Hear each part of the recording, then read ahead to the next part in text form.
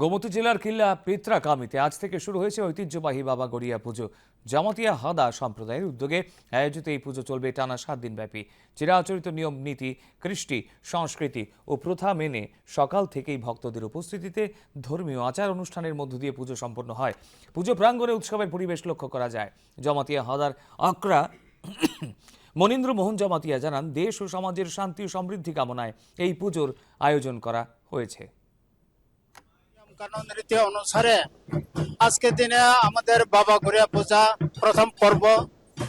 এই পর্বটাকে শুরু করতে হয় আমরা পূজার্চনার মাধ্যমে।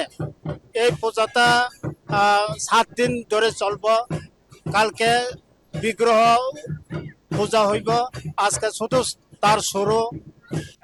7 দিন থাকে পূজা আর কি। অনেক কালকে হইলে পূজা করবে, তারপরে 1 তারিখ বৈশাখ বাইরে ওই অন্য গ্রামে যাইবে আর কি।